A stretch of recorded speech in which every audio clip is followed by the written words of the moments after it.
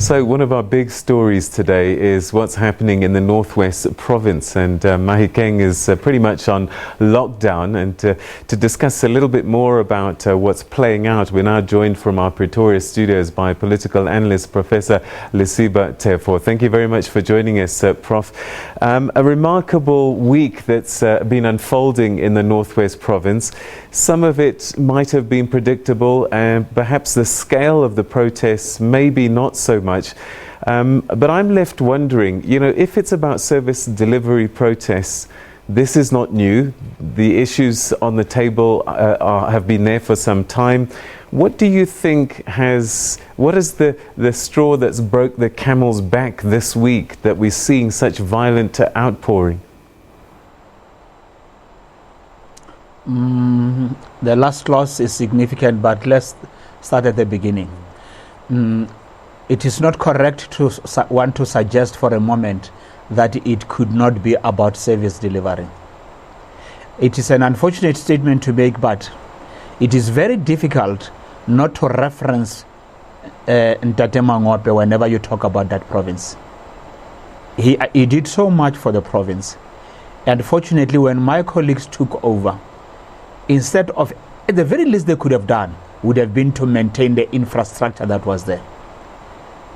Unfortunately, they allowed things to degenerate to a point where people themselves on the ground, they say things are far worse off than they were under Tautona. That's number one. Number two, they say, yes, indeed, we see resources being allocated. We see some provinces doing fairly well, like Limpopo, right, based on the allocation they get. But as we get, and it ends up in the pockets of the people, and the least they could do, at least maintain what there is. And it's unfair also to reduce the problems that are there to Premier Mahumapelo. He might not have covered himself in glory, but many premiers who went by, they themselves did not necessarily do the best for the community that they ought to have done. So then why is the Premier in the firing line alone? Is it a fallout from what happened at Nasrec, those who won and those that didn't? Somebody told me along the highway of life that to the victors go the spoils of war. In politics, as is in business, there are risks involved. Mahumapelo and them formed what they call the Premier League. Prematurely, they announced their intentions and they lost. So they must bear the consequences thereof. Equally, if they had benefited, the losers, the other side, would have had to bear, right, the consequences thereof. So indeed, on a political level, I think he has failed his people a lot. On a personal level, he's alleged to have had his fingers in the cookie jars. And there are several examples that are being cited. And when you look at the so-called mobile clinics of the Guptas, when you listen to Mr. Mayine's statement, his introduction to the Gupta families, the name Gupta is I think shall I call it a polecat, so to speak. And in South Africa, it conjures an image that is not palatable. And anybody who's seen to be close to it is bound almost to be left with what is called residual mud. And the Mahumapelo is also a victim of that, rightly or wrongly so. But there is a strong perception that he deserves what he's receiving right now. He has associated himself with the wrong people, and he's alleged to have had his fingers in the cookie jar. And on a political level, he seemed to have purged those who were against him, though not based on merit, perhaps.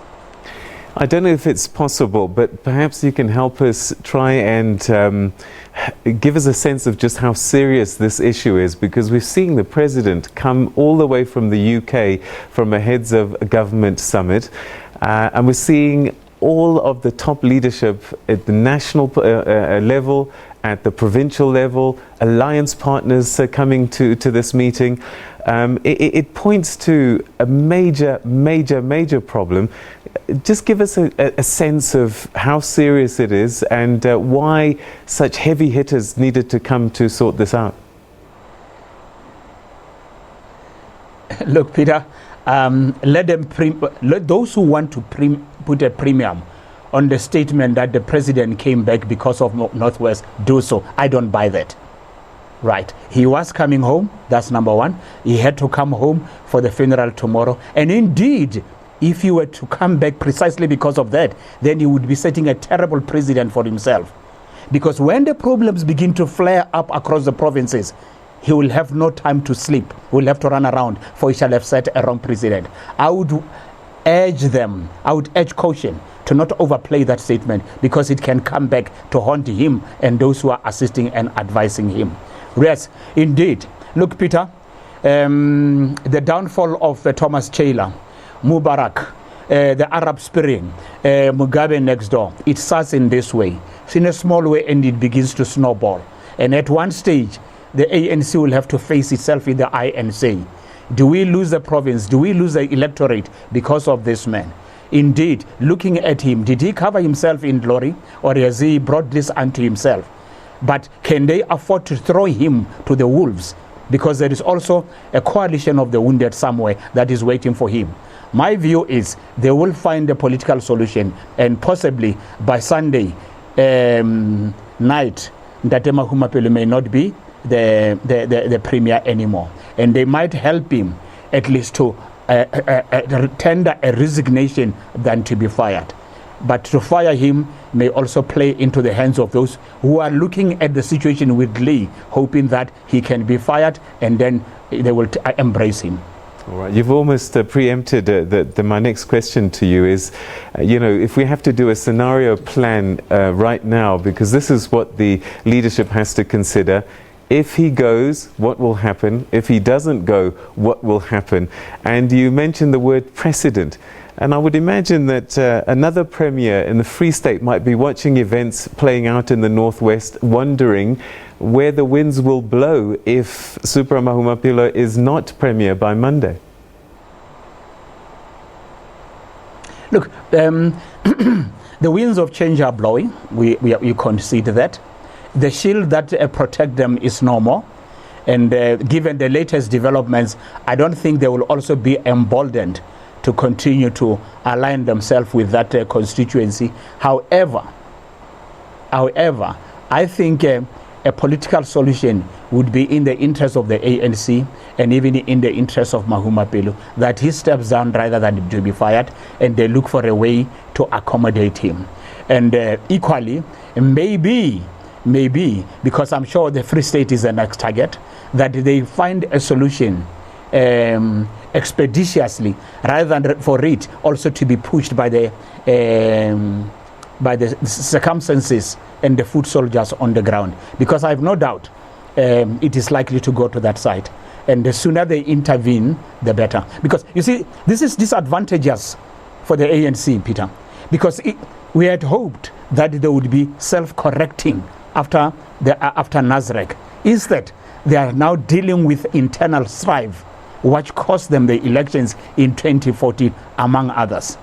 And if they were to continue in this way, Ndate Ramaphosa, rather than to building the unity that he had hoped for, in order to get 50% plus one, they might find themselves talking a serious language of coalition come 2019. All right, so we've heard Colin Maine, and I'm just wondering, there are people that were with Supra perhaps have started to step back a little bit. The ANC Women's League seem to have thrown their hat in, and they're saying they still support him until he's proven guilty. What does that mean in the aftermath? Let's say he goes. Those people that had thrown their weight behind him, will they become casualties in some way? It won't be in the interest of the organization to do so.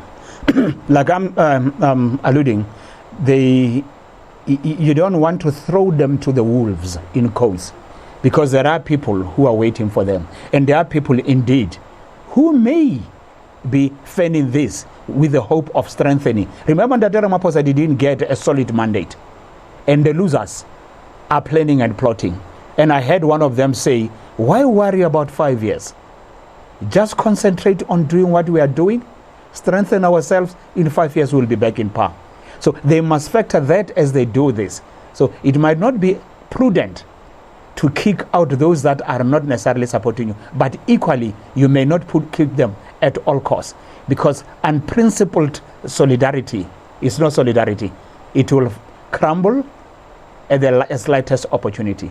It might not be a bad idea indeed to get rid of those that they must get rid of, but not holus bolus. It might not be in their interest. All right, Professor Teffo, we're going to leave it there for the time being. Thank you very, very much indeed for joining us this evening and giving us some insights in the situation in the Northwest. That was Professor Lesiba Teffo, political analyst at UNISA. All right, let's catch up with some business news coming up.